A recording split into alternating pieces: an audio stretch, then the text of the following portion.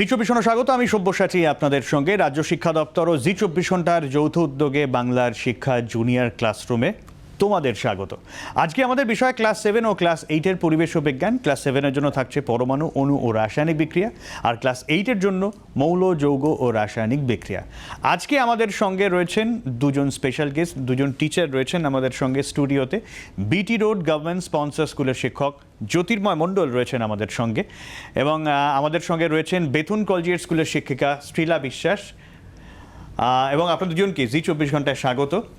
বাচ্চারা কিন্তু একদম অধীর আগ্রহ অপেক্ষা করে আছে এই মুহূর্তে, কারণ অনেকদিন ক্লাস নেই, অনেকটাই ভরসা এই ক্লাসরুমটা। যাই হোক, আমাদের সঙ্গে বাঁকুড়া থেকে থাকবেন বাঁকুড়া জেলা স্কুলের শিক্ষক পার্থ ময়ূর। আমরা পার্থ ময়ূরকেও ধরার চেষ্টা করবো এই মুহূর্তে। পার্থকে আমরা ধরার চেষ্টা করছি ইতিমধ্যেই। যাই হোক, আমরা বরঞ্চ বেশি কথা না বাড়িয়ে ডিরেক্ট টপিকে চলে আসি। আর শুরুতে ক্লাস 7। ক্লাস 7 আজকে আমরা একসাথে পড়াশোনা করব অণু, পরমাণু, রাসায়নিক বিক্রিয়া। আচ্ছা, আমরা সবাই জানি পদার্থ মাত্রই সেটা অনেক অণু দিয়ে তৈরি হয়, তাই না? পদার্থ তৈরি হয় প্রচুর সংখ্যক অণু দিয়ে। অণুরা একজোট হয়ে তৈরি করে পদার্থ। এই অণুকে কি ভাঙা যায়? ভাঙা যায়। কি তৈরি হয়? অণু থেকে পরমাণু পাই আমরা। অণুকে যদি আমরা ভেঙে ফেলি তাহলে কি পাবো? পরমাণু। আচ্ছা, এই পরমাণুকে ভাঙা যায়? যায়। পরমাণুকেও ভাঙা যায়। পরমাণু 3টে আদি কণা নিয়ে তৈরি। দেখো, পরমাণু 3টে আদি কণা হচ্ছে প্রোটন, নিউট্রন আর ইলেকট্রন। আচ্ছা, এবার প্রোটন হচ্ছে পজিটিভ তড়িৎগ্রস্ত কণা, ইলেকট্রন নেগেটিভ তড়িৎগ্রস্ত কণা, আর নিউট্রন তার কিন্তু কোনো চার্জ নেই। আচ্ছা, কোনো স্লাইড কি আছে? তাহলে স্যারকে আমি বলবো স্লাইডটা চালাতে, তাহলে ওদের দেখতে সুবিধা হবে। চালিয়েছি একটা ইলেকট্রোমোডেল চালিয়েছি। বেশ, দেখে নাও। পদার্থ, অণু, পরমাণু। পরমাণু গঠিত হয় প্রোটন, ইলেকট্রন এবং নিউট্রন যোগে, তাই তো? আচ্ছা, এবার আমরা জানবো যে কিভাবে সাজানো থাকে একটা পরমাণুর মধ্যে এই 3টে কণা কিভাবে সাজানো থাকে। তলায় রয়েছে একটা কার্বন পরমাণুর চিত্র, তাই না? আচ্ছা, কার্বন পরমাণুর মধ্যে 6টা প্রোটন, 6টা ইলেকট্রন এবং 6টা নিউট্রন থাকে। স্যার, স্লাইডটা। আচ্ছা, এবার দেখো কিভাবে থাকে আগের স্লাইডে। মাঝখানে যে অংশটা, আসলে একটা পরমাণুর দুটো অংশ থাকে। একটা হচ্ছে তার নিউক্লিয়াস, আর একটা হচ্ছে ইলেকট্রন মহল। ইলেকট্রন মহল। প্রথম অংশটা হচ্ছে নিউক্লিয়াস। নিউক্লিয়াসে কে থাকে? দেখো, নিউক্লিয়াসে থাকে প্রোটন এবং নিউট্রন। আর এই একসাথে যে জোটবদ্ধ অবস্থায় থাকে এটাকেই বলা হয় নিউক্লিয়াস। তার বাইরে কে থাকে? ইলেকট্রন মহল। নাম থেকেই বোঝা যাচ্ছে ইলেকট্রনের মহল, তার মানে এখানে থাকবে ইলেকট্রন। ইলেকট্রনরা ওই নিউক্লিয়াসকে ঘিরে বৃত্তাকার কক্ষপথে নিউক্লিয়াসকে ঘিরে ঘুরতে থাকে। বেশ, আচ্ছা, এবার দেখো, একটা নিউক্লিয়াস যখন তৈরি হয় তাতে দুরকম চার্জড কণা থাকে। একটা হচ্ছে প্রোটন আর একটা হচ্ছে ইলেকট্রন। একটা কথা ভাবো তো, পরমাণু নিজে কি কোনো রকম চার্জ বহন করে? পরমাণু কিন্তু চার্জ শূন্য, বা আরেক ভাষায় বলতে পারি পরমাণু কিন্তু নিস্তড়িত। দুরকম চার্জ থাকা সত্ত্বেও পরমাণু কিন্তু নিস্তড়িত। কেন বলো তো? এই কারণে। খেয়াল করো, আমি বলেছি প্রোটন হচ্ছে পজিটিভ আধানযুক্ত আর ইলেকট্রন হচ্ছে নেগেটিভ আধানযুক্ত। এইবার প্রোটন এবং নিউট্রনের এই যে চার্জ, সেটা কি রকম? সেটা হচ্ছে সমান কিন্তু বিপরীত। তো সেই কারণে যদি এমন হয় কার্বন পরমাণুতে 6টা প্রোটন থাকে, তাহলে 6টা ইলেকট্রনও আছে।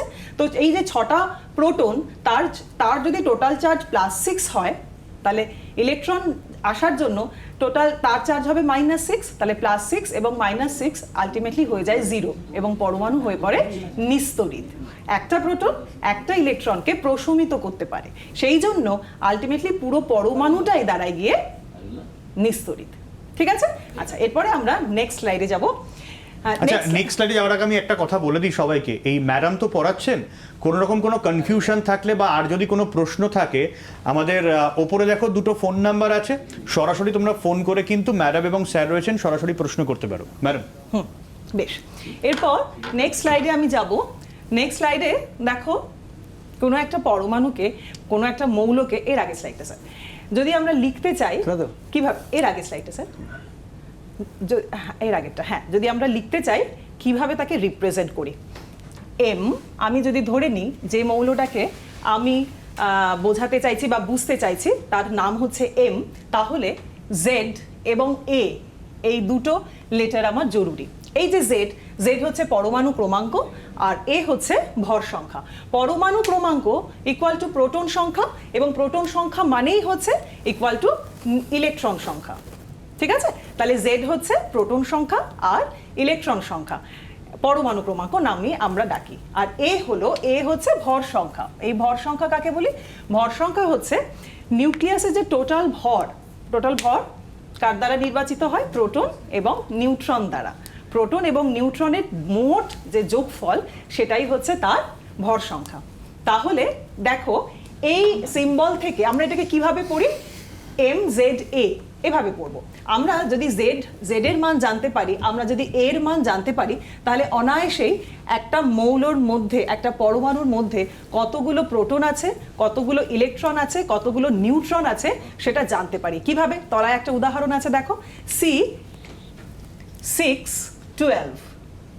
6টা কি?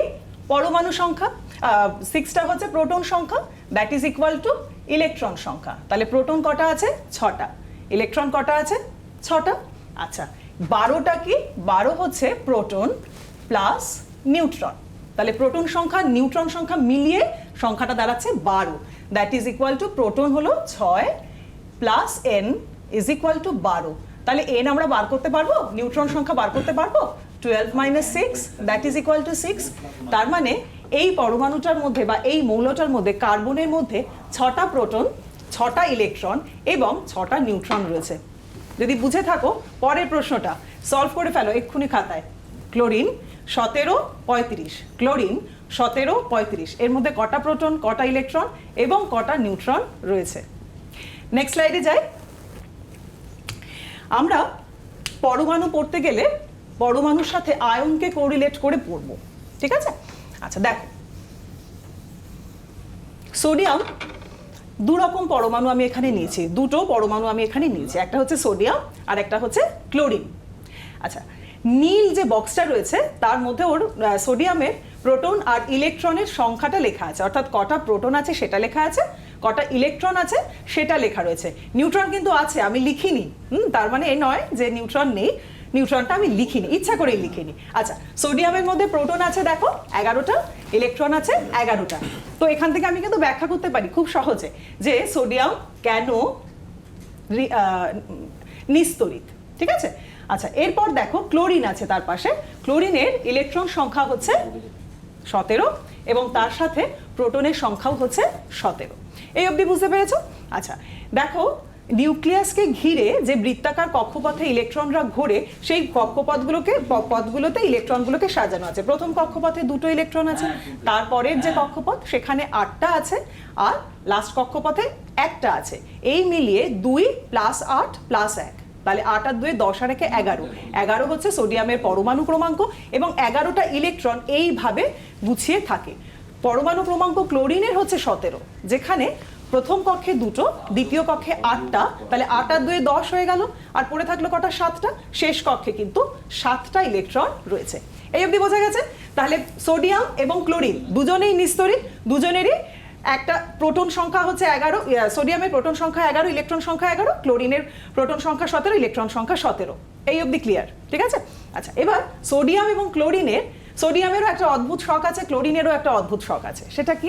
সোডিয়াম সবসময় চায় তার ওই যে শেষ কক্ষে একখানা ইলেকট্রন রয়েছে, আসলে সোডিয়াম বা ক্লোরিন বলে না, মৌল মাত্রই তাদের একটা ধর্ম হচ্ছে যে তারা শেষ কক্ষে সবসময় চায় যে 8টা ইলেকট্রনের উপস্থিতি। 8টা ইলেকট্রন যদি সে কোনো রকমে পেয়ে যায় তাহলে তার জীবনে শান্তি ফিরে আসে, আর যুদ্ধের তার প্রয়োজন হয় না। কেন?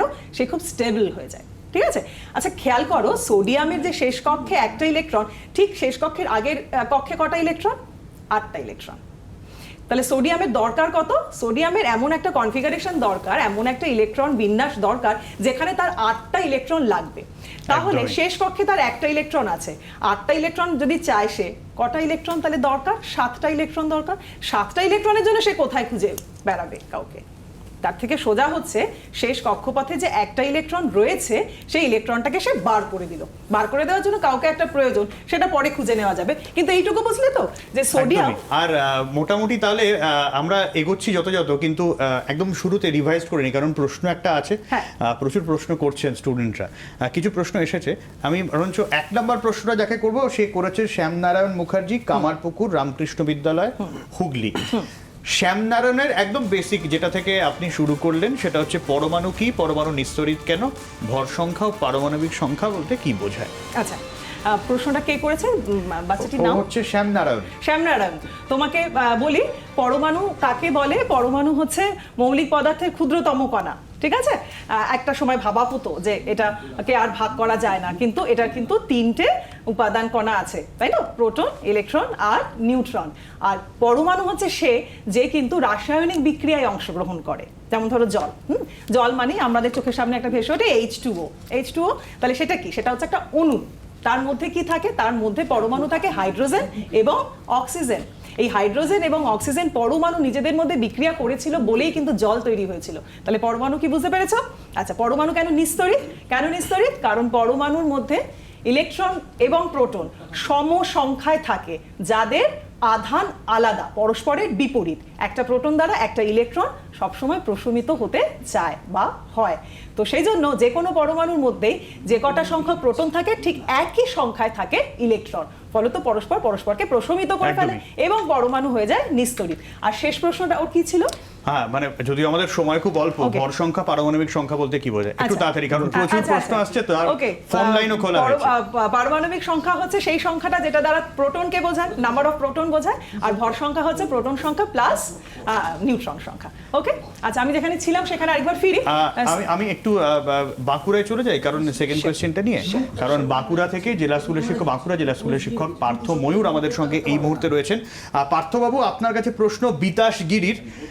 রাসায়নিক বিক্রিয়ায় ধাতু ও অধাতু জুড়ে যৌগ তৈরি হওয়ার সময় ধাতুর পরমাণুগুলি ইলেকট্রন ছাড়ে এবং অধাতুর পরমাণুগুলি ইলেকট্রন গ্রহণ করে, এর কারণ কি? পার্থবাবু।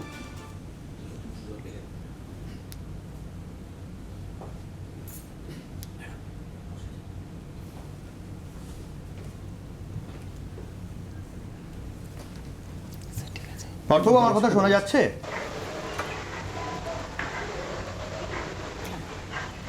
পার্থবাবু শুনতে পাচ্ছেন আমার কথা?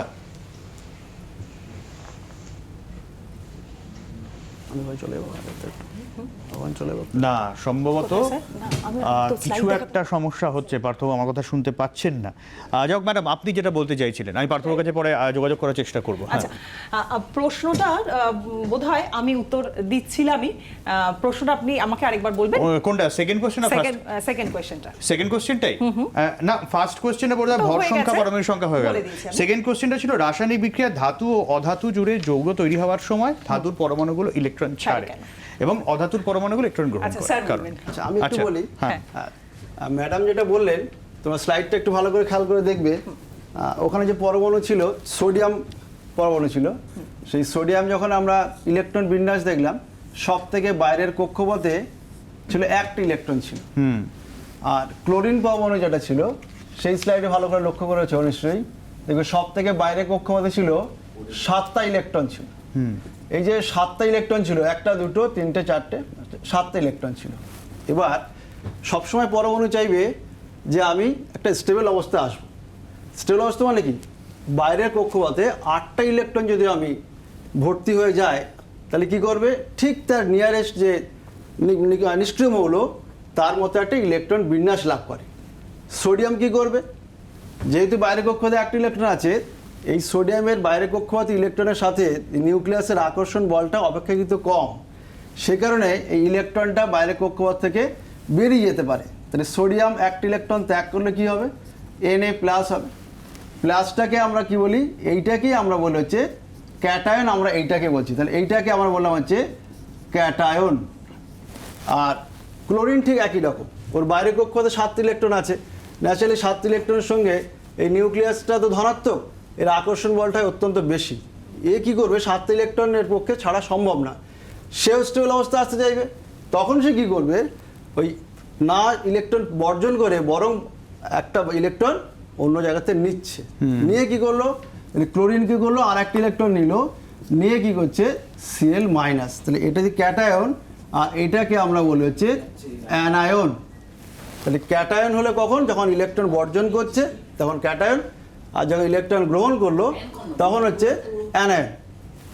এইভাবে ক্যাটায়ন আর অ্যানায়নটা তৈরি হচ্ছে, কিন্তু এক মেন বিষয়টা মনে রাখবে যেন সেটা সুস্থিত অবস্থায় আসার জন্যই কিন্তু এটা হচ্ছে, একদমই। অষ্টক পূর্তির জন্যই এটা সম্ভব, আর নাই কিন্তু কোনো ইচ্ছা ছিল না। আচ্ছা, আরেকজনের প্রশ্ন আছে, আমরা বরঞ্চ তার কাছ থেকেই সরাসরি শুনে নেব। অর্চিতা কি ভিডিও আমার পাঠিয়েছে? নাম অর্চিতা চ্যাটার্জি। আমি Sakhawat memorial government girls high স্কুলের 7ম শ্রেণীর ছাত্রী। আমার আজকে প্রশ্ন হলো, পরমাণু থেকে কিভাবে ক্যাটায়ন ও অ্যানায়ন তৈরি হয় তা উদাহরণের সাথে ব্যাখ্যা করো। বেশ, এটাই তো বলবো। অলরেডি স্যার করে ফেলেছেন। হ্যাঁ, এটা। তবু স্লাইডটা আরেকবার দেখবেন।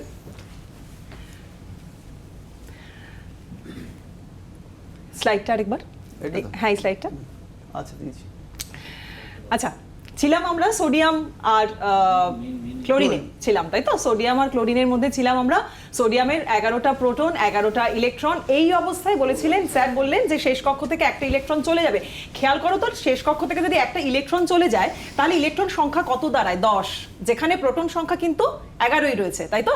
তাহলে ওর চার্জ কি হলো? একটু তো চেঞ্জ হলো, আগে 11 ছিল, এবারে 11-10 হয়েছে, 10টা মাইনাস 11টা প্লাস। তাহলে আলটিমেটলি সোডিয়াম একটা চার্জ পেলো, পরমাণু কিন্তু সে একটা চার্জ পেলো। পরমাণু যখন চার্জ পায় তখন তার সে আর কিন্তু পরমাণু থাকে না, তখন তার নতুন নাম হয়, সেটা হচ্ছে আয়ন। নেক্সট দেখো ক্লোরিনের প্রোটন হচ্ছে 17, ইলেকট্রনও হচ্ছে 17।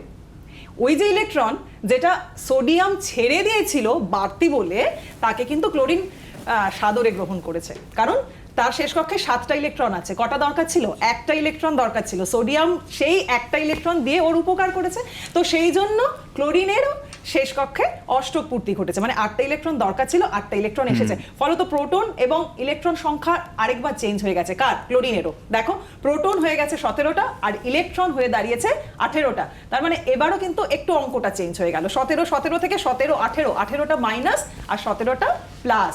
তো তাহলে ক্লোরিনের চার্জটা এবার কি হলো? ক্লোরিন পরমাণু আবার চার্জ পেলো, কি সেটা?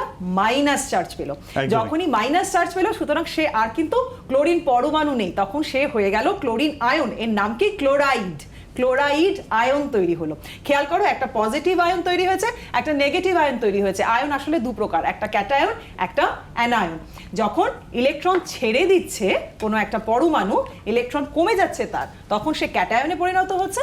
যে মুহূর্তে ইলেকট্রন গ্রহণ করছে, ইলেকট্রন তার বেড়ে যাচ্ছে এবং তখন সে সে অ্যানায়নে পরিণত বেশ, হচ্ছে। তুমি ফোন চলে পেলে এসছে প্রশ্ন- অলরেডি, হ্যাঁ। ফোন চলে এসছে অলরেডি। দুজন ফোনে আসে, আমি এক এক করে নিয়ে নিই। প্রথমে কে বলছো, কোথা থেকে বলছো? আমি ডানকুনি পাঠভবন স্কুলের সপ্তম শ্রেণীর ছাত্র সৌভাগ্য দাস বলছি। বলো সৌভদ্র।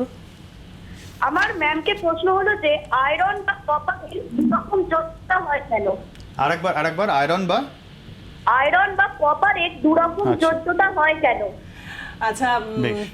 ঠিক আছে। আচ্ছা, আমি কি পরের প্রশ্নটা একবার নিয়ে নেবো হ্যাঁ, একসাথে? নিন। হ্যাঁ, কে পরের বলছো, প্রশ্ন কোথা থেকে বলছো? আমি সৌরসরকার বলছি, কৃষ্ণনগর দেবনাথ স্কুল থেকে সপ্তম শ্রেণীতে পড়ি। আচ্ছা, আরেকবার কে বলছো বলো? সৌরভ। হ্যাঁ, সৌরভ সরকার। হ্যাঁ সৌরভ, কি প্রশ্ন তোমার, বলো। কক্ষপথ বলতে কি বোঝায়? আচ্ছা, বেশ, ঠিক আছে। ঠিক আছে। আচ্ছা, প্রথম প্রশ্নটি যে করেছিল সেই বাচ্চাটির নামটা আমি খেয়াল করলাম না। সৌভদ্র, আমি তোমার প্রশ্নের উত্তর অবশ্যই দেব।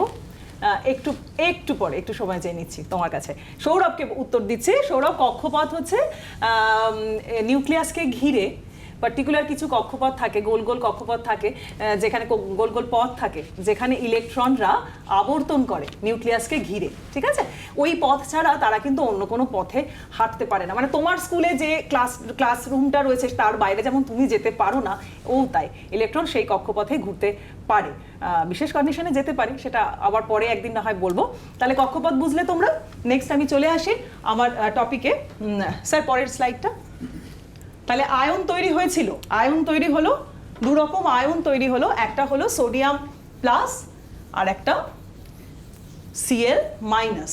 এবার কি হবে?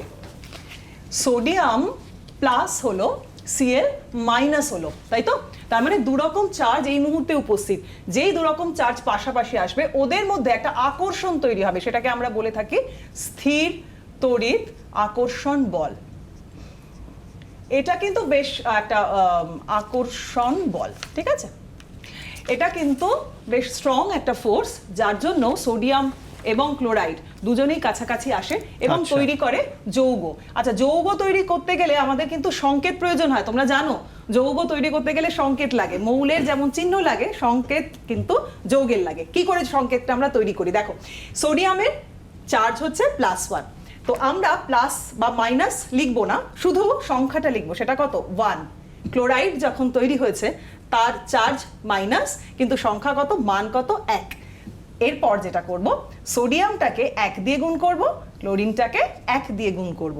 যদি করি তাহলে কি দাঁড়ায়? Na1Cl1। আমরা আবার 1 লিখতে খুব একটা পছন্দ করি না, অতবার লেখা যাবে না 1, সেজন্য ডিরেক্ট লিখি NaCl। যাও, আমরা এর থেকে আরেকটা প্রশ্ন নিয়ে নিই।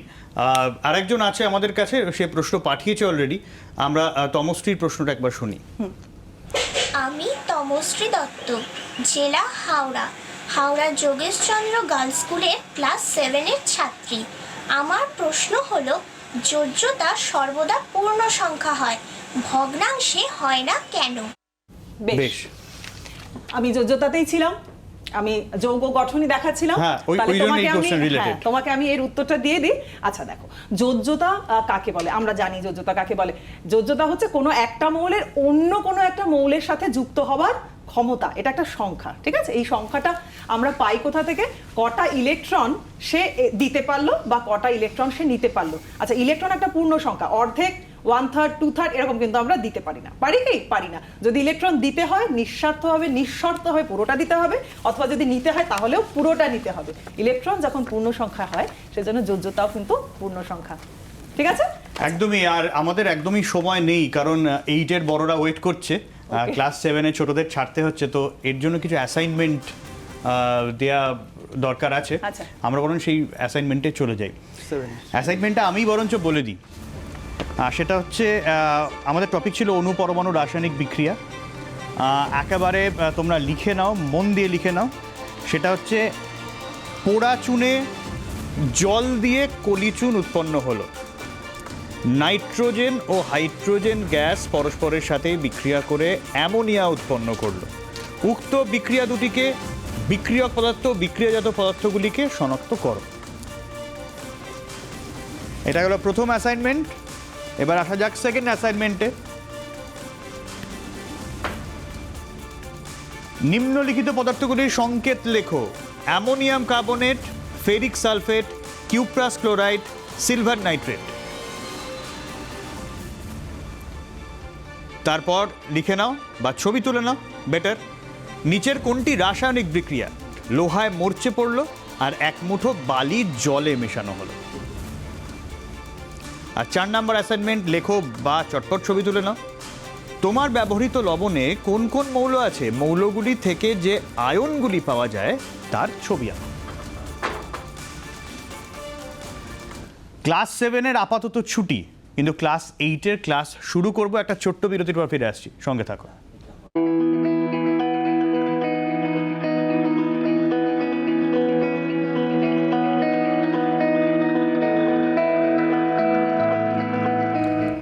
আর একটু বড় যারা ক্লাস 8, এবারে ক্লাস 8-এর ক্লাসের সময় হয়ে গিয়েছে। মৌল যৌগ রাসায়নিক বিক্রিয়া আজকে হচ্ছে ওদের টপিক। স্যার, আমাদের আশপাশে যে পদার্থগুলো আমরা দেখতে পাই বা তোমরা যেগুলো দেখতে পাও, সেই পদার্থগুলোকে আমরা কীভাবে দেখতে পাই? কোনোটা কঠিন পদার্থ আছে, কোনোটা তরল পদার্থ, কোনোটা গ্যাসীয় পদার্থ। এই কঠিন, তরল এবং গ্যাসীয় পদার্থকে শনাক্তকরণ করতে হবে। সেটা কিভাবে করা যাবে? দুটোভাবে করা যেতে পারে। এক, তাদের ভৌত অবস্থা কেমন, আর একটা হতে পারে রাসায়নিক কীভাবে আছে, বিক্রিয়া করে কিনা, সেটা দিয়ে আমরা বুঝতে পারবো। ভৌত অবস্থা বলতে, ভৌত ধর্ম বলতে কী বুঝি না, স্পর্শ, গন্ধ, দ্রাব্যতা, স্ফুটনাঙ্ক, এই সমস্ত দিয়ে যদি আমরা পদার্থকে শনাক্তকরণ করতে পারি, তাকে আমরা বলি কি, ভৌত ধর্মের সাহায্যে শনাক্তকরণ করতে পারলাম। কিন্তু সব ক্ষেত্রে কিন্তু সেটা সম্ভব হয় না। ধরো জিঙ্কের ক্ষেত্রে যদি আমরা বলি, তাকে তুমি কীভাবে শনাক্তকরণ করবে? জিঙ্কের ক্ষেত্রে শনাক্তকরণ করতে গেলে আমরা জিঙ্কের সঙ্গে লঘু সালফিউরিক অ্যাসিডকে মেশাবো, তখন কি উৎপন্ন হবে? Slide zinc sulphate plus hydrogen gas উৎপন্ন হলো। তাহলে জিঙ্কের একমাত্র যদি কিনা আমরা দেখি যে লঘু সালফিউরিক অ্যাসিডের সঙ্গে বিক্রিয়া করে হাইড্রোজেন গ্যাস উৎপন্ন করে, তার মানে আমরা বুঝবো যেটা অবশ্যই এটা জিঙ্ক। তার মানে জিঙ্ককে শনাক্ত করতে গেলে আমাদের রাসায়নিক যে ধর্ম সেটা আমাদের সাহায্য নিতে হবে। এই যে পদার্থগুলো এবার আছে তার মধ্যে আবার কি হয়, কিছু থাকবে ধাতু, কিছু অধাতু, ধাতুগল্প, কিছু নিষ্ক্রিয় মৌল, এরকম কিছু আবার থাকে। ধাতুগুলো কেমন হয় না, ধাতুগুলো ঔজ্জ্বল্যতা বেশি হয়, কাঠিন্য বেশি হয়।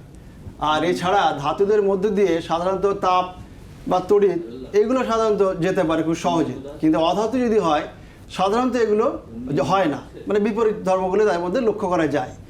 এছাড়া ব্যতিক্রম তো অবশ্যই থাকে আমাদের বিজ্ঞানের ক্ষেত্রে, যে তরল ধাতু কিন্তু আছে। তরল ধাতু কারা হয়, কে হয়, পারদ হচ্ছে তরল ধাতু। আবার তরল অধাতু বলতে কি ব্রোমিন, আবার গ্রাফাইট এটা কিন্তু অধাতু, তা সত্ত্বেও তার মধ্যে দিয়ে তড়িৎ চলাচল করতে পারে। তা এইভাবে আমরা দেখলাম কি যে মানে ভৌত ধর্মের সাহায্যে, রাসায়নিক ধর্মের সাহায্যে শনাক্তকরণ করা গেল, আর ধাতু আর অধাতুর মধ্যে আমরা কীভাবে শনাক্তকরণ করতে পারলাম বা চিনতে পারবো সেটা একটু জানলাম। এবার এই ধাতু আর অধাতু এদের মধ্যে কি আছে না, আমাদের শরীরেও কিন্তু জানবে অনেক ধাতু অধাতু আছে, কেউ থাকে কম, কেউ থাকে বেশি। যেমন আমাদের আমরা জানি যে আমাদের হাড় যেটা দাঁত, যেগুলো এনামেল মানে এগুলো ক্যালসিয়াম থাকে। এই ধাতুদের মধ্যে ক্যালসিয়াম কিন্তু সব থেকে বেশি থাকে আমাদের মানুষের শরীরে, আর অক্সিজেন আবার অধাতু, সেটাও কিন্তু আমাদের শরীরে অনেকটা বেশি থাকে।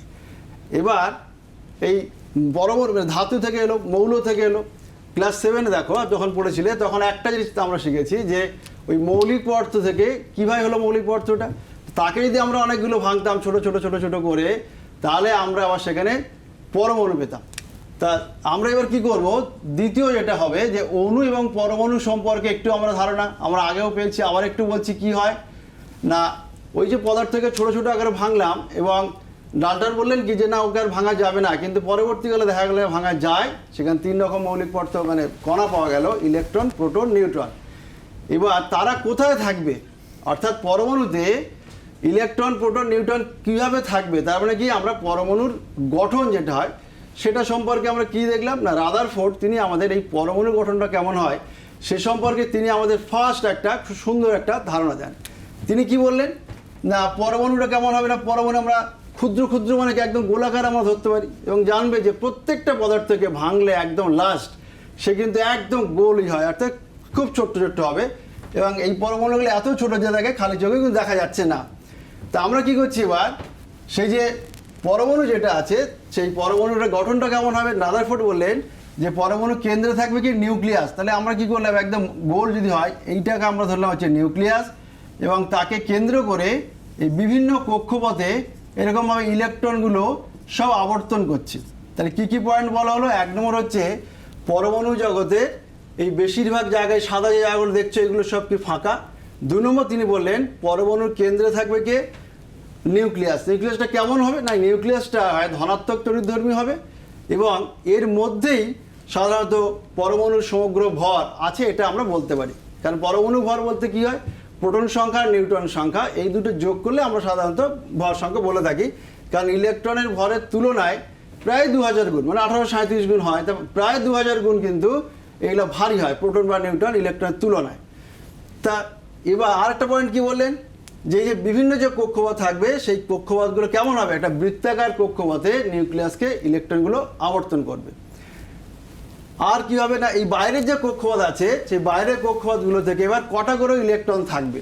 সাধারণত আমরা দেখি যে বাইরের কক্ষপথে ইলেকট্রনের সংখ্যার উপরে কিন্তু আমরা নির্ভর করে যে একটা পরমাণু ইলেকট্রন গ্রহণ করবে না একটা পরমাণু ইলেকট্রন বর্জন করবে। যদি দেখা যায় যে বাইরের কক্ষপথে 1, 2 বা 3টে এরকম ইলেকট্রন আছে, সেক্ষেত্রে তারা সাধারণত বর্জন করে ইলেকট্রন বর্জন করে কি হবে, ক্যাটায়নে পরিণত হয়। আর সাধারণত 5, 6, 7 এরা যদি হয় বাইরের কক্ষপথে বেশি সংখ্যক ইলেকট্রন থাকে, তখন আবার কি করে ওই অষ্টপূর্তির জন্য তারা বাইরের কক্ষপথে ইলেকট্রন নিয়ে নেয়। নিয়ে কি করবে, কার কাছ থেকে নেবে, যে দিতে পারবে তার কাছ থেকে নেবে, এখান থেকে জোর ব্যবস্থা করার কোনো ব্যাপার নেই। সেইভাবে তারা কি করে, একটা যৌগ তৈরি করে। সেই যৌগটা কেমন হয় না, যৌগ 2 রকম হবে, একটাকে বলা হয় আয়নীয় যৌগ আর একটা বলা হয় কি সমযোজী যৌগ। আচ্ছা, আমি এই যৌগর বিয়েতে ক্লাসিফিকেশনে আসবো, তবে তার আগে আমার একটু প্রশ্ন নিহিত হচ্ছে, কারণ আমি ক্লাস 7 এই পার্থবুর সাথে যোগাযোগ করার চেষ্টা করেছিলাম, বাঁকুড়া জেলা স্কুলের শিক্ষক পার্থবু আছেন আমাদের সঙ্গে। পার্থবুর জন্য একটা প্রশ্ন আমি রাখছি, লবণহাট বিদ্যাপীঠ সল্টলেক থেকে প্রশ্নটা করেছে মোহাম্মদ আসিফ। আসিফ যে প্রশ্নটা করেছে, আমি পার্থবাবুকে প্রশ্নটা করতে চাইবো। কোন তরলের উপরিস্থিত চাপ পরিবর্তিত হলে তরলের স্ফুটনাঙ্ক পরিবর্তিত হয় কেন? পার্থবাবু। হ্যাঁ,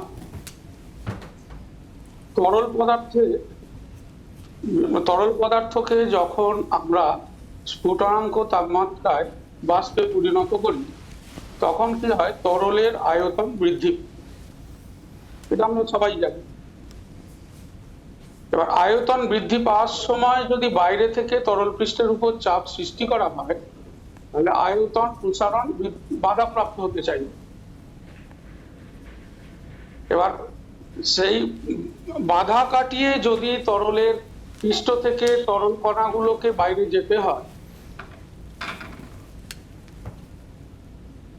তখন অতিরিক্ত শক্তির প্রয়োজন। এই অতিরিক্ত শক্তির যোগান কোথা থেকে পাওয়া যাবে? কারণ আমরা জানি তাপমাত্রা বৃদ্ধি পেলে তরল এর কণাগুলোর গতিশক্তি বৃদ্ধি পাবে, কারণ তাপমাত্রার উপর গতিশক্তি নির্ভর করে।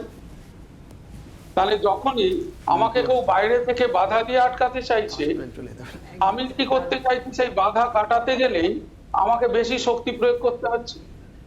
আর তার জন্য আমরা বেশি তাপমাত্রায় যখনই তরলের কণাগুলোকে নিয়ে যাচ্ছি, তখন তার শক্তি বৃদ্ধি পাওয়ার জন্য কি হবে, আয়তন প্রসারিত করার অসুবিধা নাই, অর্থাৎ তরল গ্যাসীয় অবস্থায় পৌঁছাতে পারবে। আচ্ছা, সেই জন্য দেখা যায় যে যখনই বাইরে থেকে তরল পৃষ্ঠের উপর চাপ দেওয়া হয়, তখন তরলের স্ফুটনাঙ্ক বৃদ্ধি পায়। আচ্ছা, মানে বেশি তাপমাত্রায় তরলটা ফুটবে। আচ্ছা, অনেক ধন্যবাদ পার্থবাবু। আমি স্যার আপনার কাছে আসবো, ওই যেটা আপনি বোঝাচ্ছিলেন। তারপরে আমার 1 নম্বর প্রশ্নটা নেওয়া হয়নি, 1 নম্বর প্রশ্নটা দীপায়ন করেছে। আমি আপনার কাছ থেকে ওইটা বুঝে নেওয়ার পরে দীপায়নের প্রশ্নে চলে যাবো, ঠিক আছে? হ্যাঁ, আচ্ছা, যেটা বলছিলাম যে যখন কিনা পরমাণু দুটো যুক্ত হচ্ছে, তারা কিভাবে যুক্ত হতে পারে বা মৌল কিভাবে যুক্ত হতে পারে, দুই রকমের হতে পারে, এবং তা ডিপেন্ড করবে কার উপরে না, সব থেকে বাইরের কক্ষপথে ইলেকট্রন থাকবে সেগুলোর উপরে ডিপেন্ড করবে।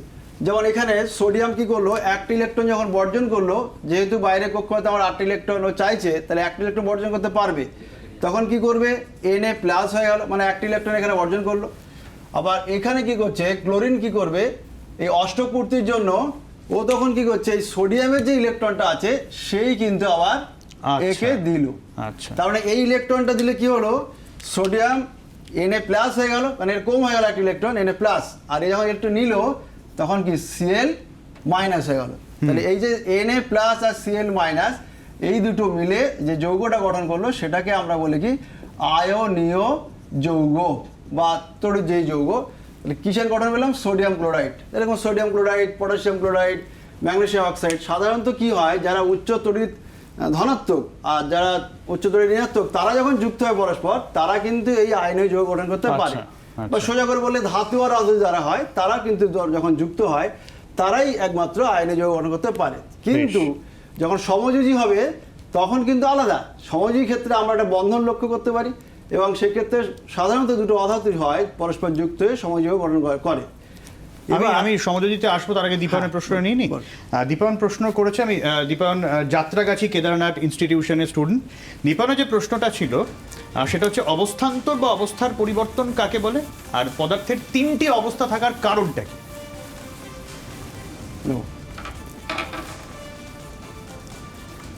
আচ্ছা, দীপায়নের প্রশ্নের উত্তরটা আমি একটু বলে দিই। যে প্রথম প্রশ্ন ছিল অবস্থান্তর কাকে বলে বা অবস্থার পরিবর্তন কাকে বলে। অবস্থার পরিবর্তন করতে গেলে কি হয়, সাধারণত তাপ দিতে হয় বা তাপ নিতে হয়, অর্থাৎ তাপ গ্রহণ বা বর্জনের মাধ্যমে যখন একটা পদার্থ আর একটা অবস্থায় আসে, তখন তাকে আমরা বলি কি অবস্থার পরিবর্তন। যেমন কঠিন পদার্থ থেকে তাপ প্রয়োগ করলে তরলকে গ্যাসীয়, সাধারণত আমরা এটা সোজা কথা বুঝি যে বরফকে তাপ প্রয়োগ করলে কি জলকে তাপ প্রয়োগ করলে আবার জলীয় বাষ্প। অর্থাৎ তাপ প্রয়োগ বা বর্জনের একটা অবস্থা থেকে আরেকটা অবস্থা আসাকে আমরা বলি কি পদার্থের অবস্থান্তর। কেন হয় এটা খুব ভেরি ইন্টারেস্টিং প্রশ্ন এটা, যে জানো যে কঠিন, তরল এবং গ্যাসীয় যদি আমি 3 রকম একটা আঁকার চেষ্টা করি, তাহলে কি হবে, কঠিন পদার্থের ক্ষেত্রে এই অণু যেগুলো থাকে খুব গায়ে গায়ে মানে খুব কাছাকাছি তারা থাকবে, তরল পদার্থের ক্ষেত্রে একটু ফাঁকা ফাঁকা থাকলো, আর গ্যাসীয় পদার্থের ক্ষেত্রে দেখলাম একদম দূরে দূরে হয়তো একটা আছে। তাহলে এটা হলো সলিড, লিকুইড, এটা হলো গ্যাসীয়।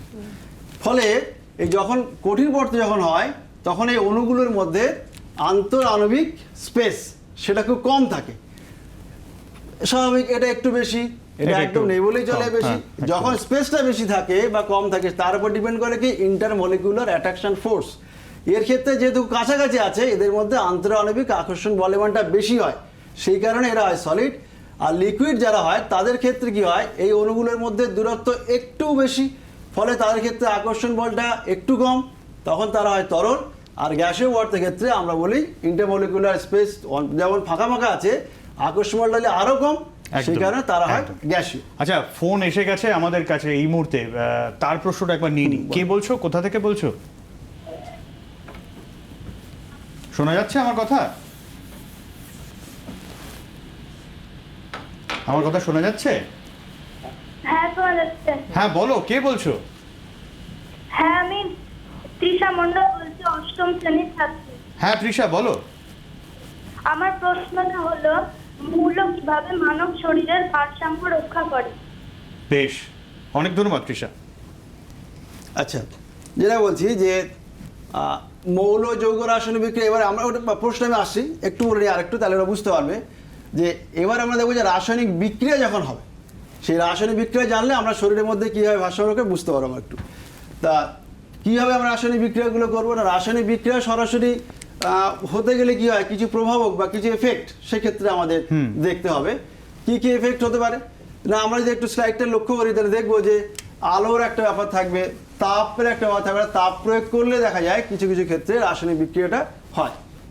আবার আলোর ক্ষেত্রে ঠিক তাই, আবার তড়িৎ, এগুলোর ক্ষেত্রে আমরা দেখবো যে রাসায়নিক বিক্রিয়াকে তারা প্রভাবিত করতে পারে। এবার এই যখন এটা প্রভাবিত করলো, প্রভাবিত করার জন্য আর একটা খুব দরকার, মানে সব জায়গায় দরকার তা না, কিছু কিছু জায়গায় দরকার হয় অনুঘটক। অনুঘটক কি করে, সেই রাসায়নিক বিক্রিয়া যখন হবে তখন তার সেখানে উপস্থিত থেকে বিক্রিয়ার বেগকে বাড়ায়, কিন্তু বিক্রিয়া শেষে আবার নিজে অপরিবর্তিত থাকবে। সেই অনুঘটকের কিন্তু একটা ভূমিকা আছে। যেমন অক্সিজেন গ্যাস প্রস্তুত করতে গেলে আমরা কি জানি যে, মানে একটু স্লাইডটা, অক্সিজেন গ্যাস প্রস্তুত করলে কি হয়, সেখানে আমরা দেখব যে 603 ডিগ্রি সেন্টিগ্রেড তাপমাত্রা হয়তো অক্সিজেন গ্যাসটা প্রস্তুত করা যায়, কিন্তু আমরা ম্যাঙ্গানিজ অক্সাইড যখন মেশাবো তাহলে পটাশিয়াম ক্লোরাইডের সঙ্গে KClO3 প্লাস MnO2, তাহলে কি হবে 2KCl plus 3O2 plus MnO2। তাহলে এইটার ক্ষেত্রে কি হয়, এইখানটায় এই ম্যাঙ্গানিজ অক্সাইড যেটা, সেটা কিন্তু অনুঘটক হিসেবে কাজ করছে, এবং দেখো বিক্রিয়ার আগে যা ছিল পরে কিন্তু একই রকম আছে, ফলে কোনো কিছু এখানে পরিবর্তন হয়নি। ফলে এখানে এই ম্যাঙ্গানিজ অক্সাইড যেটা হবে এটাই অনুঘটকের এখানে কাজ করছে। আচ্ছা আচ্ছা, আমার যেটা হচ্ছে না, প্রচুর ফোন আসছে, একটু সংক্ষেপে যদি উত্তরগুলো দেওয়া যায়, কারণ প্রচুর ছাত্ররা ওয়েট করে আছে, তো আরো দুজন অলরেডি ফোন চলে এসেছে, আমাদের তাদের কাছে যেতে হচ্ছে। কে বলছো, কোথা থেকে বলছো? শোনা যাচ্ছে না, আরেকবার বলো। হ্যাঁ আমি অয়ন সাহা, বেসরকারি জেসিম হাই স্কুল থেকে বলছি। হ্যাঁ বলো। প্রশ্নটা বলবো আমার? হ্যাঁ করো। পদার্থের ধর্মকে যেমন দুভাগে ভাগ করা হয়, ভৌত ধর্ম, রাসায়নিক ধর্ম, সেই রাসায়নিক ধর্ম কি? আচ্ছা, তো হ্যাঁ, আমি পড়ার সময় বলেছিলাম যে রাসায়নিক ধর্ম না, তাকে বাইরে থেকে কিন্তু আমরা বুঝতে পারবো না। যে স্পর্শ করলে যেমন আমরা দুটো পদার্থ বুঝতে পারি কোনটা কঠিন কোনটা তরল, বা গন্ধ শুকে যেমন বুঝতে পারি, সেরকম বাইরে থেকে যদি শনাক্ত না করা যায় তখন আমরা কি করব, ওই রাসায়নিক বিক্রিয়া মানে কি, কার সঙ্গে কি মিশিয়ে কোন যৌগ উৎপন্ন হলো। যেমন আমি একটা উদাহরণ দিয়ে যেমন বলছিলাম যে জিঙ্ক যেটা আছে, জিঙ্কের সঙ্গে যদি আমরা সালফিউরিক অ্যাসিডটা মেশাই, তাহলে সেখানে জিঙ্ক একমাত্র, অন্যরাও আছে কিন্তু জিঙ্কের একটা ইম্পর্টেন্ট ধর্ম যে লঘু সালফিউরিক অ্যাসিডের সঙ্গে বিক্রিয়া করে কি গ্যাস উৎপন্ন করবে, হাইড্রোজেন গ্যাস উৎপন্ন করবে। ফলে আমরা এবার কি দেখছি যে জিঙ্ককে কিন্তু অন্যভাবে আমরা শনাক্তকরণ করতে পারছি না, কারণ জিঙ্ক কি হয়, ক্যালসিয়াম কি, এরকম সক্রিয় ধাতু, এদেরকে এরকম ভাবে তো বাইরে পাওয়া যাবে না, ফলে সেখানে আমরা দেখতে পাচ্ছি না যে কি হবে না হবে। আচ্ছা, একটা ভিডিওতে একটা প্রশ্ন এসেছে, আমরা তার কাছ থেকে শুনে নিই। আমি দীপ্তাংশু রায়, বারাসাত পিসিএস গভর্নমেন্ট হাই স্কুলের অষ্টম শ্রেণীর ছাত্র। আমার প্রশ্নটি হলো অনুঘটক বিষয়টি কি? দীপ্তাংশু দেখো, আমি এটা এক্ষুনি কি বললাম, ম্যাডাম বলবেন না স্যার বলবেন? আমি একটু বলে দিই, আমি এটা পড়া একটুই বললাম হ্যাঁ। যে এই অনুঘটক বিষয়টা এরকম যে অনুঘটক একটা রাসায়নিক পদার্থ যে কি করবে, কোনো একটা বিক্রিয়ায় উপস্থিত থাকতে পারে, সে কি করবে, বিক্রিয়ার বেগকে ত্বরান্বিত করে, অর্থাৎ বিক্রিয়ার বেগকে বাড়াবে, এইটাই কাজ। আর সাথে সাথে কি করবে, ও যখন থাকবে ওর বিক্রিয়ায়, বিক্রিয়ার শেষে কিন্তু একইভাবে থেকে যাবে, অর্থাৎ বিক্রিয়ার শেষে নিজে অপরিবর্তিত থাকবে। আর এমন না যে প্রত্যেকটা রাসায়নিক সমীকরণ হলেই যে অনুঘটক প্রয়োজন হবে এইরকম কিন্তু বিষয় না, বা সেটা সমীকরণ দেখে এরকম বলা যায় না যে কোনটার ক্ষেত্রে অনুঘটক প্রয়োজন বা কোনটার ক্ষেত্রে অনুঘটক প্রয়োজন নেই, আচ্ছা। এরকম কিন্তু বলা যায় না। আচ্ছা, আরেকটা টেলিফোন আছে, কে আছে, কে কোথা থেকে বলছো? আমার কথা শোনা যাচ্ছে? মানে বলে দিলাম। অনুঘটকটা আমি বেরই করেছিলাম না, একটু যোগাযোগ বিচ্ছিন্ন হয়ে গেছে সম্ভবত। হ্যাঁ, বলুন। আচ্ছা আচ্ছা, এটা একটা গেল। তারপরে আমরা দেখব যে তড়িৎ বিশ্লেষ্য বর্ত কারা হয়, তড়িৎ অবিশ্লেষ্য বর্ত কারা হয়। অর্থাৎ যখন তড়িৎ চালনা করা হবে, তড়িৎ চালনা কার মধ্যে করা যেতে পারে, ধাতুর মধ্যে দিয়ে করা যেতে পারে তড়িৎ প্রবাহ। এছাড়া কিছু তরল আছে, সেই সমস্ত তরলের মধ্যে দিয়েও কিন্তু আমরা তড়িৎ চালনা করতে পারবো।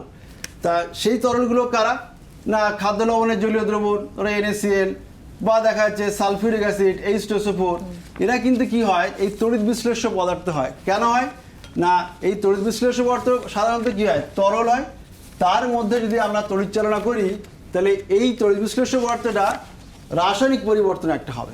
তার মানে কেমন হবে, ভেঙে যাবে, ভেঙে গিয়ে কি হবে, Na+Cl- বা H2SO4টা এরকম ভাঙতে পারে। তাহলে এইরকম যদি ভেঙে যেতে পারে, ফলে এটা কি হয়, তড়িৎ বিশ্লেষ্য পদার্থ। তাহলে তড়িৎ বিশ্লেষ্য পদার্থ কাকে বলা হবে না, যে সমস্ত পদার্থের মধ্যে দিয়ে গলিত বা জলদ্রবিত অবস্থায় তড়িৎ চালনা করলে একটা রাসায়নিক পরিবর্তন হবে, সেগুলোকে আমরা বলবো কি তড়িৎ বিশ্লেষ্য পদার্থ। আর যেমন পেট্রোল, কেরোসিন কিন্তু হবে না, এরা কিন্তু তড়িৎ অবিশ্লেষ্য পদার্থ। আচ্ছা, আমাদের সময় একদমই শেষ হয়েছে প্রায়। আমি সম্ভবত লাস্ট শেষ প্রশ্ন নিতে পারবো, কোশ্চেন। এটা হচ্ছে রাহুল সাধু, ফতেপুর হাই স্কুল থেকে করেছে। এটা কি ম্যাডাম দেবেন নাকি? সেটা হচ্ছে যে বিশেষ পরীক্ষা থেকে রাদারফোর্ড পরমাণু গঠন সম্পর্কে ঠিক কি কি সিদ্ধান্তে উপনীত হয়েছিলেন? বেশ, কি নাম বললেন রাহুল। রাহুল, আচ্ছা রাহুল, তোমার প্রশ্নের উত্তর দিই। রাদারফোর্ডের পরমাণু মডেল থেকে দুটো সিদ্ধান্ত আমরা আসি। আমি যখন পরমাণুর গঠন পড়িয়েছিলাম তোমাদের, তখন বলেছিলাম যে তিনি বলেছিলেন যে পরমাণুর আসলে দুটো অংশ আছে। একটা হচ্ছে নিউক্লিয়াস অংশ, যে নিউক্লিয়াসের মধ্যে পরমাণুর সমস্ত ভর একসাথে থাকে। ভর নির্ভর করে কার কার উপর বলো, প্রোটনের উপরে এবং নিউট্রনের উপরে, ওরা দুজন ওইখানেই থাকে। আর তার বাইরে থাকে, নিউক্লিয়াসের বাইরে থাকে ইলেকট্রন মহল। এই ইলেকট্রন মহল কারা থাকে, ইলেকট্রনরা থাকে। ইলেকট্রনরা সবসময় ওই নিউক্লিয়াসকে ঘিরে আবর্তিত হয়। তো রাদারফোর্ডের পরমাণু মডেল থেকে এই জায়গাটাতে আমরা এসেছিলাম যে এই দুটো সিদ্ধান্তে আমরা পৌঁছেছিলাম। এবারে একটা লাস্ট প্রশ্ন আসছে, ভিডিওতে একজন প্রশ্ন করেছে একদিন, অনুভব সম্ভবত, তার কোশ্চেনটা নিয়ে নিই। আমি পশ্চিম মেদিনীপুরের বাগনাপাড় হাই স্কুলের অষ্টম শ্রেণীর ছাত্র অনুভব দাস বলছি। আমার একটি প্রশ্ন আছে। প্রশ্নটি হলো, সোডিয়াম ও পটাশিয়াম জলের সংস্পর্শে এলেই কেন জ্বলে ওঠে? বাহ, অনুভব, খুব ভালো প্রশ্ন। সোডিয়াম বা পটাশিয়াম কি করে, এদের আসলে সক্রিয়তা খুব বেশি হয়। সক্রিয়তা বেশি হয় কিভাবে হচ্ছে না, সোডিয়াম ক্ষেত্রে আমরা একটুখানি আগে আমরা আঁকলাম, দেখবে বাইরের কক্ষতে কটা ইলেকট্রন ছিল, একটা ইলেকট্রন ছিল। বা পটাশিয়াম কি হয়, এরা বাইরের কক্ষতে একটা ইলেকট্রন ছিল, কি করে ওই একটা ইলেকট্রন ওরা বর্জন করার চেষ্টা করবে। এটাকে আমরা বলি কি আয়নাইজেশন ক্ষমতা, আয়নীভবন শক্তি এদের ক্ষেত্রে কি হয়, একটু কম হয়। এদের কি করে, ওই ইলেকট্রন তখন কি বর্জন করে যায়। এবার সোডিয়াম পটাশিয়াম কি করছে, তাহলে জলের সঙ্গে মিশে গেল। তাহলে জলের সঙ্গে মিলে কি হবে, জলের মধ্যে আমরা কি জানি, জলের মধ্যে আমাদের H+ আয়ন তো থাকছে। আর সোডিয়াম যেটা ধরো, তাহলে সোডিয়াম কি করছে, একটা ইলেকট্রন ত্যাগ করলে কি হবে, এ তখন Na+ হচ্ছে। বা দেখা যাচ্ছে পটাশিয়াম, এরা কি করছে, এই ঘটনাগুলো ঘটে। তো এই যে একটা ইলেকট্রন ত্যাগ করবে, তাহলে সে কার মধ্যে ত্যাগ করছে, জলের মধ্যেই তো সোডিয়ামটা দিলে। সোডিয়ামের ওই ইলেকট্রনটা কি করছে, এই H এর সঙ্গে যুক্ত হয়ে গেল, তার মানে কি H+, তার সঙ্গে যখন একটা ইলেকট্রন যুক্ত হয়ে গেল তখন হাইড্রোজেন পরমাণু হলো। এরকম দুটো হাইড্রোজেন যদি পরমাণু যুক্ত হয়, তাহলে আমরা কি করবো, একটা হাইড্রোজেন অণু তৈরি হলো। ফলে আলটিমেট রেজাল্টটা কি হলো, যে এই যে সোডিয়াম আছে, জল আমরা এখান থেকে নিলাম, কি উৎপন্ন হয়ে গেল, 2NaOH, প্লাস হাইড্রোজেন প্লাস হচ্ছে তাপ। এই তাপ কথাটা ভেরি ভেরি ইম্পর্টেন্ট। একে আমরা বলি কি তাপ উৎপাদক বিক্রিয়া। আচ্ছা। এই যে তাপ উৎপাদক বিক্রিয়ায় এমন তাপ উৎপন্ন হবে যার কিনা উষ্ণতা এই হাইড্রোজেন গ্যাসের এর যে জ্বলনাঙ্ক তার থেকে একটু বেশি, তাই জন্য সে জ্বলে উঠবে। একদমই একদমই। যাই হোক, আমাদের সময় একদম শেষ হয়ে গেছে। আপনাদের অনেক অনেক ধন্যবাদ স্যার ম্যাডাম দুজনকেই। তবে কিছু অ্যাসাইনমেন্ট তো দিতেই হয় ক্লাস 8-এর জন্য। আমি বলবো রাদার আমি খুব তাড়াতাড়ি বলে যাচ্ছি, যদি হাতে কাছে ফোন থাকে প্লিজ ফোনে ছবি তুলে নাও। ফার্স্ট অ্যাসাইনমেন্ট, উদাহরণ দাও তরল ধাতু জলে অদ্রাব্য এমন একটি কঠিন পদার্থ। অ্যাসাইনমেন্ট 2, লিখে নাও বা ছবি তুলে নাও, চিনির গুঁড়ো লবণের গুঁড়োকে একটিমাত্র রাসায়নিক ধর্মের সাহায্যে কিভাবে শনাক্ত করবে। 3 নাম্বার, কোন যৌগের ক্ষেত্রে অণুর অস্তিত্ব নেই। 3-এর বি, মিথেন যৌগটির অণুতে সমযোজী বন্ধনের সংখ্যা কটি ও যৌগটিতে উপস্থিত কেন্দ্রীয় পরমাণুটির নাম লেখো। আর 4 নাম্বার, ক্যাটায়ন কর্তৃক ইলেকট্রন গ্রহণের মাধ্যমে বিজারণ হয় একটি উদাহরণ দাও। অক্সিজেন ছাড়া একটি জারক দ্রব্যের নাম লেখো। Last assignment 5 number, acetic acid মৃদু তড়িৎ বিশ্লেষ্য পদার্থ কেন। লোহার চামচের ওপর নিকেলের প্রলেপ দেওয়া হয়, কিন্তু নিকেলের চামচের ওপর লোহার প্রলেপ দেওয়া হয় না কেন। যাই হোক, মোটামুটি আজকের মতন ক্লাস এখানেই শেষ। কিন্তু আগামী যারা ক্লাস করবে বা যাদের অপেক্ষা করে আছো, সেটা আমি একবার তোমাদেরকে জানিয়ে রাখি। ওই পরীক্ষার রুটিনের মতন পরবর্তী আমাদের কী অনুষ্ঠান আছে সেটা জানিয়ে রাখি। তোমাদের পরের ক্লাস হবে ক্লাস 5 এবং ক্লাস 6 আগামীকাল ঠিক সকাল 10টায়। 5-6-এ আগামীকাল কি হবে? ক্লাস 5-এ হচ্ছে আমাদের পরিবেশ, টপিক থাকবে ভৌত পরিবেশ, মাটি, জল ও জীববৈচিত্র্য। এবং 6 যারা আছো পরিবেশ ও বিজ্ঞান, টপিক থাকবে আমাদের চারপাশের ঘটনাসমূহ। আর জুনিয়র ক্লাসরুমের জন্য তোমাদের প্রশ্ন আমাদের কাছে আজকে করতে পারো, দুপুর 1টার মধ্যে কিন্তু প্রশ্ন করতে হবে কালকের জন্য। হোয়াটসঅ্যাপ নাম্বার লিখে নাও 9434324078। আর ইমেল করতে পারো jrclassroom2020@gmail.com-এ। আর যেরকম অনেকে ফোন করলে আগামীকালও ফোন করতে পারো 03340594020 আর 03340594023। এই দুটো নাম্বার হচ্ছে আমাদের। আর আগামী শুক্রবারও কিন্তু ক্লাস 7 আর 8-এর ছাত্রছাত্রীর জন্য ক্লাসের ব্যবস্থা আছে, অবশ্যই ঠিক 10টায়। এবং কি টপিক আমি আবারও বলে দিচ্ছি, মাথায় রাখো। ক্লাস 7-এর জন্য যে টপিক সেটা হলো, লিখে নাও, সপ্তম শ্রেণীর জন্য বিষয় গণিত, টপিক সূচক। এবং অষ্টম শ্রেণীর যে অঙ্কের যে টপিক তা হলো পূরক কোণ, সম্পূরক কোণ ও সন্নিহিত কোণ। এবং অবশ্যই জুনিয়র ক্লাসরুমের জন্য তোমরা বৃহস্পতিবার অর্থাৎ তার আগের দিনকে দুপুর 1টার মধ্যে হোয়াটসঅ্যাপ করো 9434324078। এই হোয়াটসঅ্যাপে ইমেল করতে পারো jrclassroom2020@gmail.com-এ। তোমাদের নাম, স্কুলের নাম আর ফোন নাম্বার অবশ্যই কিন্তু বলতে হবে। আর যথারীতি তোমরা ফোন করতে পারো যখন শুক্রবার তোমরা ক্লাস 7-8-এর এই প্রোগ্রাম দেখবে 03340594020, 03340594023 এই নম্বরে। আজকের মতো এই পর্যন্তই। সঙ্গে থাকো জি 24 ঘন্টা।